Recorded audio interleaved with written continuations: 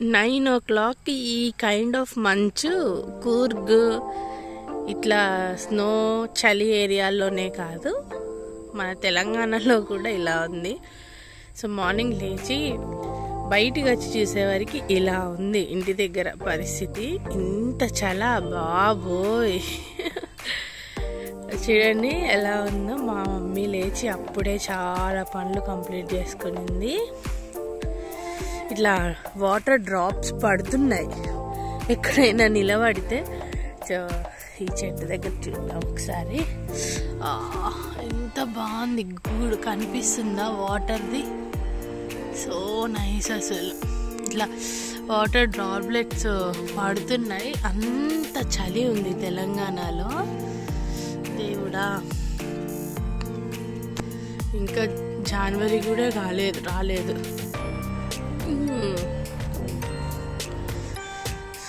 ఇంకా చాలా బెటర్ అయింది. అప్పటి నుంచి ఎందుకులే ఇప్పుడే బయటికి అని చెప్పి రాలేదు. ఈ టవర్ కూడా ఇలా కనిపిస్తుంది.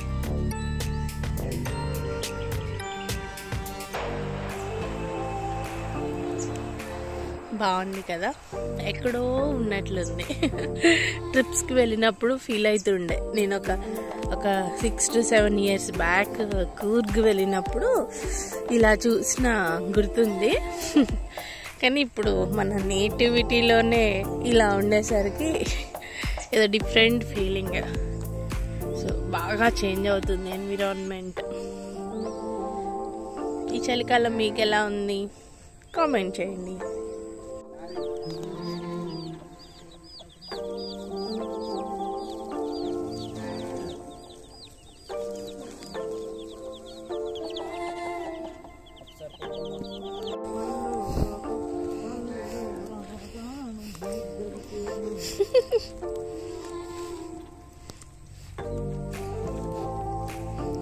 ఎంత బాగుంది చూడు. ఇంకా తెల్లవారినట్టే ఉంది. ఇటువైపు చూస్తుంటే వరి కోసారు. ఉంటుంది పత్తి చేయందే, వరి పొలమే ప్లేస్.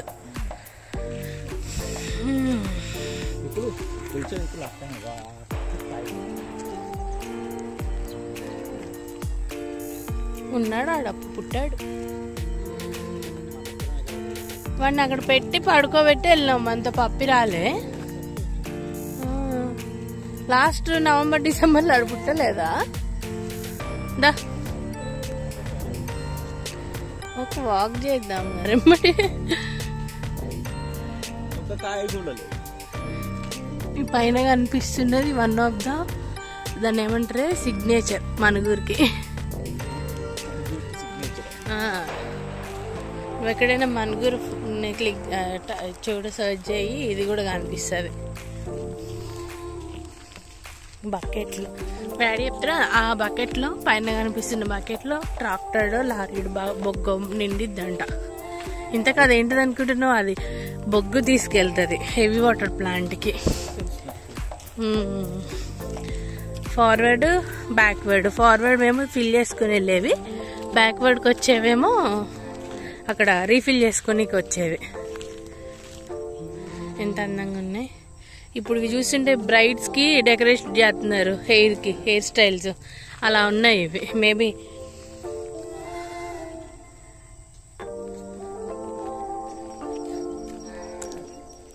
బట్ స్టిల్ ఊర్లలో ఆ న్యాచురాలిటీ అయితే మిస్ అవుతుంది కదా. ఇవే చూస్తుంటే నాకు మా పప్పిగాడు గుర్తొస్తున్నాడు. లాస్ట్ టైం ఇటువైపు వచ్చినప్పుడు వాడు మామూలు హంగామా చేయలేదు. మిస్ యూ పప్పి బేటా. ఇక్కడనే ఉన్నావు, మమ్మల్ని చూస్తున్నావని నేను నమ్ముతున్నా.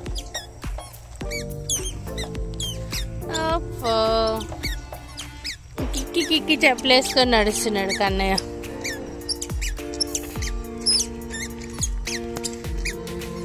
మంచులో ఎందుకులే అని ఉందిలే కానీ మెమొరీస్ కోసం. చూడు, ఇప్పుడు లాస్ట్ టైం వచ్చినప్పుడు ఇలా పప్పి ఉన్నాడు అని గుర్తు చేసుకున్నాను కదా.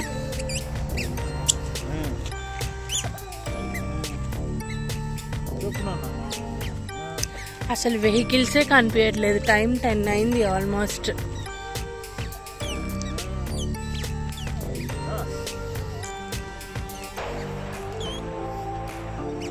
మొత్తం ఎక్కడ చూసినా ఇవే ఉన్నాయి దారెమ్మటి.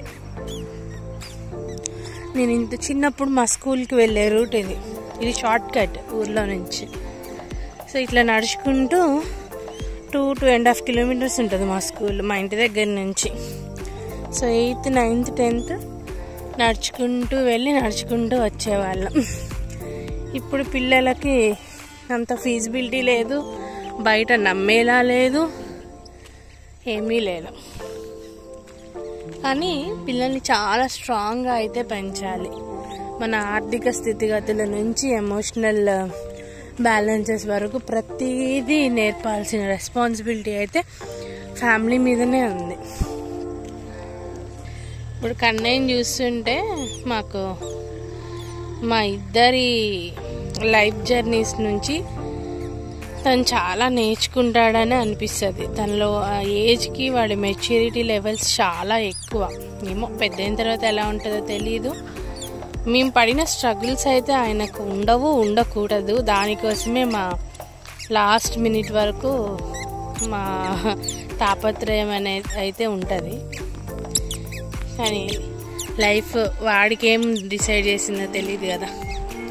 ఎందుకంటే నేను కానీ మోహన్ కానీ మా సెల్ఫ్గానే మా లైఫ్ రూట్స్ని చూస్ చేసుకున్నాం. నా జర్నీలో అయితే మా కాలేజ్ నుంచి నా వెల్ విషర్ ఫ్యామిలీ మెంబర్ చాలా సపోర్టివ్గా ఉన్నారు. బాగా చదువుకోవాలి, లైఫ్లో ఒక మంచి పొజిషన్లో ఉండాలి, ఫ్యామిలీని బాగా చూసుకోవాలి అని నాకు చాలా బాగా చెప్తుండే. మా అమ్మ తర్వాత నా లైఫ్ గురించి నాకు అంత క్లియర్ గైడెన్స్ ఇచ్చింది అయితే మా సారే. ఎప్పుడు నేను ఆ విషయంలో గ్రేట్ఫుల్ ఫర్ హిమ్. కరెక్ట్ డైరెక్షన్లో ఉంచడానికి మన లైఫ్లో అలాంటి ఒక గురువు ఉంటే చాలు. డెఫినెట్గా ప్రతి స్టూడెంట్ ఎక్సెల్ అవుతారు వాళ్ళ లైఫ్లో. అలానే మోహన్ కూడా తన కెరీర్ని తన ప్రాబ్లమ్స్ నుంచే ఎలా పెట్టుకోవాలి, తన లైఫ్లో ఎక్కడ ఉండాలి అనేది డిసైడ్ అయ్యాడు. చూస్తే డిఫికల్ట్ సిచ్యువేషన్స్ ప్రతి మనిషికి రావాలి, అప్పుడే లైఫ్ మీద ఖచ్చితంగా ఒక క్లారిటీ వస్తుంది. కానీ అది అందరికీ ఉండాలి, అంతగానం ఉండాలి అనేది నేను అనను. కానీ బ్యాలెన్స్ అయితే రావాలంటే మనం కూడా కొన్ని సిచ్యువేషన్స్ని ఫేస్ చేయాల్సి ఉంటుంది. జీవితంలో ఎవరిని గుడ్డిగా నమ్మొద్దు. కష్టపడిన ఒక్క రూపాయిని కూడా వదిలిపెట్టకూడదు. అలానే మన సహాయం కోసం చూసే వాళ్ళకి మన చేతనైన సహాయం చేయాలి. కానీ అది ఎప్పుడు అలుసుగా తీసుకునేలాగా మనం అంత లీనియన్స్ అయితే ఇవ్వకూడదు. లైఫ్లో నేర్చుకున్న బెస్ట్ పాఠాలు అన్నమాట ఇవి. మనం చేసిన సహాయాలు ఖచ్చితంగా మనకి ఎక్కడో చోట మనకు అడ్డుపడతాయి మన డిఫికల్ట్ టైమ్స్లో. అలా నాకు అనిపించింది, నాకు మోహన్కి ఇద్దరికి. అయితే నేను కన్నయ్య కడుపులో ఉన్నప్పుడు 8th monthలో ఆఫీస్కి వెళ్తున్నప్పుడు యాక్సిడెంట్ అయింది. ఇద్దరం బండి మీద నుంచి కింద పడిపోయినాం.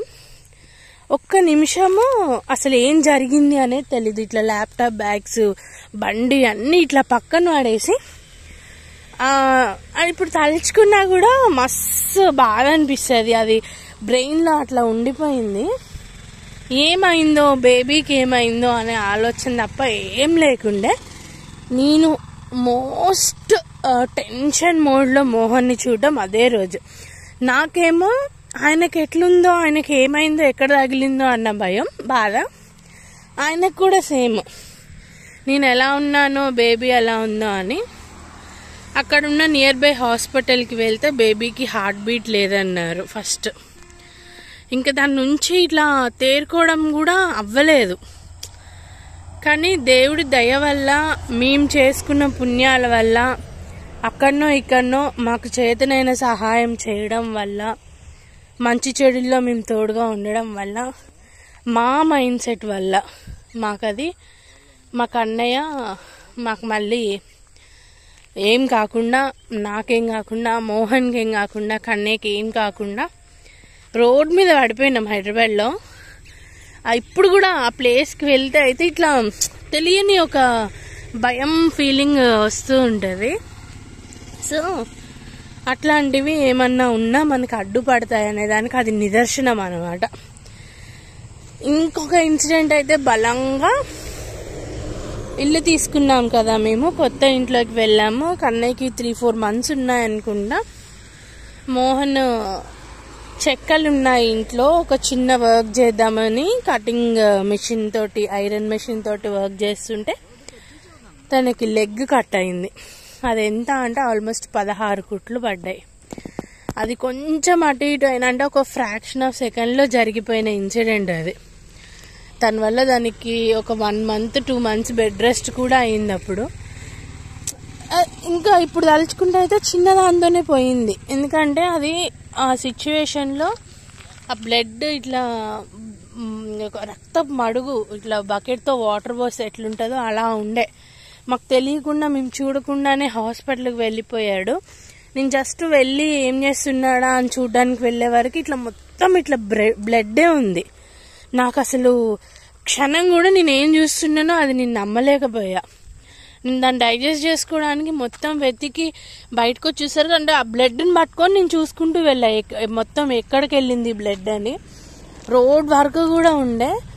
ఆ రోజు అసలు నేను ఏమి చూశాను, ఎవరికి జరిగింది అనేది కూడా నేను తేల్చుకోలేని స్టేజ్లో ఉన్నా. చెప్పలు లేవు, నైట్ వేర్లోనే ఉండే. అలానే నేను పరిగెత్తుకుంటూ రోడ్ మీదకి వెళ్ళిపోతున్నా. ఆ ఏరియా కొత్త మాకు. నేను వెళ్ళేప్పటికి 1 month కూడా కాలేదు.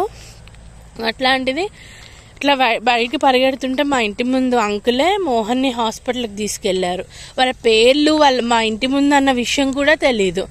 అమ్మ మీరు ఇట్లా హాస్పిటల్కి తీసుకెళ్ళాము, వాళ్ళ ఫ్యామిలీ నేనా అనేసరికి ఇంకా నాకు ఫ్యూజ్ అవుట్. ఏం చెప్తున్నారు, మోహన్కే అయిందా అనేసి తలుచుకుంటే అయితే ఆ ఇన్సిడెంట్ కూడా, ఎందుకంటే లైఫ్ ఆయన ఇంత స్ట్రగుల్ చేసి ఇన్ని ఇయర్స్ రిలేషన్షిప్లో ఉండి మ్యారేజ్ చేసుకున్న మనిషికి ఏమైందో అనే ఒక్క భయం ఉంటుంది కదా. నన్ను అడిగితే అయితే అసలు ఎవ్వరికి రాకూడదు అలాంటి సిచ్యువేషన్. ఇంకా పరిగెత్తుకుంటూ ఆయన వెంట అంకుల్ నన్ను తీసుకెళ్ళండి ప్లీజ్, కన్నయ్యకి పాపం 2 months 2-3 months అంతే. మన ఇంట్లోనే వదిలేసి ఆయన ఎవరో కూడా తెలియదు. ఆయన నాకైతే ఆ విషయంలో అంకుల్ని నేను అస్సలు మర్చిపోలేను. ప్లీజ్ అంకుల్ నన్ను తీసుకెళ్ళండి అంటే, సరే అమ్మ చెప్పులు వేసుకొని అలానే వెళ్ళి ఇంకా వెళ్తున్నాను. కానీ నాకు అసలు ఆ ఇన్సిడెంట్ని తలుచుకుంటా అయితే ఇప్పటికి కూడా అమ్మ బాబాయ్ అట్లా ఎవరు ఉండదు, చెప్పాను కదా అట్లా ఎవరికి జరగకూడదు అనే ఫీల్ అవుతాను నేను ఇప్పుడు కూడా. ఆయనను చూసే వరకు నాకు అసలు మనశ్శాంతి అనేదే లేదు. ఆ తర్వాత ఇంకా దేవుడి దయ వల్ల స్టిచెస్తోని బెడ్ రెస్ట్తోని అయిపోయింది. కానీ అది చాలా డేంజరస్ థింగ్ అప్పుడు జరిగింది కూడా. సో అదే అంటున్నాను, ఎక్కడో మనం చేసుకున్న పుణ్యాలు, మన మైండ్ సెట్, పర్సన్స్కి కానీ ఫ్యామిలీకి కానీ, మన అనుకునే వాళ్ళకి మనం ఇచ్చే ప్రిఫరెన్స్, మనకు తెలియని వాళ్ళకు కూడా మనం చేయగలిగిన సహాయము, ఎవరి గురించి చెడుగా కూడా ఆలోచించని మనస్తత్వము, ఇవే మమ్మల్ని ఇట్లాంటి డిఫికల్ట్ సిచ్యువేషన్స్ నుంచి బయటపడేసాయి. ఇంకా అంతకు మించి ఏముంటుందండి అసలు లైఫ్ అంటే. అంతే కదా, ఎలాగో మన ఫైనాన్షియల్ టెన్షన్స్ కానీ, మన ప్రొఫెషనల్ పర్సనల్ కెరియర్ కానీ మనకు ఒకరు చేసేది ఏం ఉండదు. అది మనం ఎలా తీసుకుంటే అలా వెళ్ళేదే. అలాంటప్పుడు ఇట్లాంటివే కదా, మనం ఇంట్లో 4 ఉన్నామంటే 4 కూర్చొని నవ్వుకుంటూ మాట్లాడుకోవడం. ఇదైతే నాకు మా మమ్మీ డాడీ నుంచే. మేము ఇంట్లో మా మమ్మీ డాడీ ఎప్పుడు 4:35కే లేస్తారు. లేచేసరికి వాళ్ళు ఏదో ఒక డిస్కషన్లో ఉంటారు, మాట్లాడుకుంటూ కూర్చుంటారు. మా చైల్డ్హుడ్ మెమోరీస్ కొంచెం అలా ఉండవు, కానీ ఒక ఏజ్ వచ్చిన తర్వాత మొత్తం అలానే అనమాట. సో మేము కూడా పార్ట్ ఆఫ్ ద డిస్కషన్స్ అవుతుండే. అలా మనకు ఒక ఫ్యామిలీ కూర్చొని మాట్లాడుకుంటే బాగుంటుంది, అన్నం కలిసి తింటే బాగుంటుంది, అదంతా ఒక డైలీ రొటీన్ అనమాట. సో అది నేను బాగా మిస్ అయ్యేది ఏదైనా ఉంటే అదే ఉంటుంది. బట్ నేను ఇంటికి వచ్చినప్పుడు అది కూడా ఇది ఉండదు. మంచి టైం స్పెండ్ చేసి మళ్ళీ చాలా మెమోరీస్ తోటి నేను బ్యాక్ టు హైదరాబాద్ కాలేజ్ హాస్టల్స్కి వెళ్ళేదాన్ని.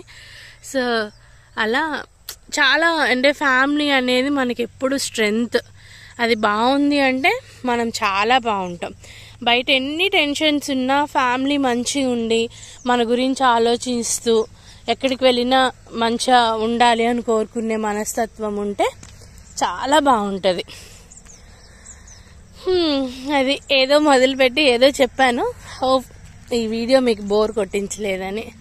సో మీరు కూడా చేతనైనంత మంచి చేయండి, మంచిగా ఆలోచించండి, అందరికీ మంచి జరగాలని అనుకోండి. మన గురించి ఎవరైనా చెడుగా ఆలోచించినా సరే వదిలేసేయండి. అది వాళ్ళ కర్మ, ఎవడి కర్మకి ఎవడు బాధ్యుడు, మనమైతే ఏమనుకోము. అది hope you like the video. Thank you.